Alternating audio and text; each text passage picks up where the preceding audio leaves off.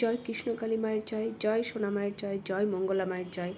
আজ মা মন্দিরে এসে কিছু গুরুত্বপূর্ণ কথা বললেন মন্দির প্রতিষ্ঠা সম্বন্ধে, যেটা সত্যি দুঃখের। এবং আমি জানি মন্দির কখনোই কেউ কোনোভাবে বন্ধ করতে পারবে না, মন্দির হবেই, এটা আমাদের সবার চাওয়া। শুনুন মা কি বলছে। কোনো মতে মন্দির হতে দিতে চাই না। আমি জানি লাখ লাখ ভক্তরা মন্দির চান, আমি মন্দির শুরু করব এই প্ল্যানিং এ আগাচ্ছিলাম। আবার পুরো একদম যাতে না হয় সেই জন্য পুরো প্ল্যানিং করেছে, যাতে মন্দির না করতে পারি। আমি সব জায়গায় ছুটছি, আপনারা সবাই জানেন।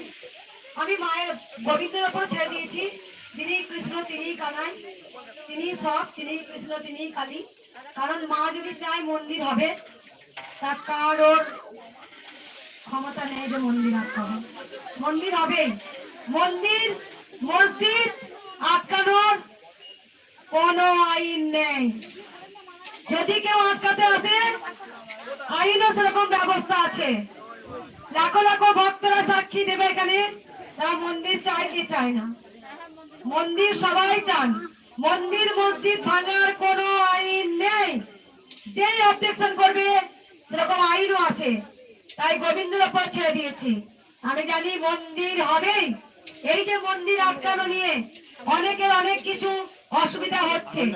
কৃষ্ণকালী মায়ের কাছে কোটি কোটি, আমার কাছে সব খবরই আছে, কে করেছে কে করছেন আমি জানি।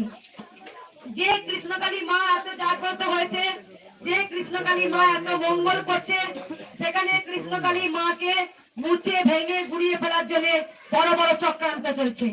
শুধু ছোটখাটো মাথা নয়, এখানে বড় বড় মাথা কাজ করছে। কারণ মন্দির মসজিদ ভাঙার কোনো আইন নেই, সেরকম যা যেত আইন বার করবে তেমন আইনও আছে। আমি বলেছি বারবার যে সেরকম আমাদের আইন আছে, মন্দির মসজিদ ভাঙার কোনো আইন নেই। কেউ যদি বদমাইশি করে, গোবিন্দ তাকে ঠিক পথ দেখাবে। আমি জানি, আমিও বড় উকিল, কথায় আমি ওনার কথা মতোই চলছি।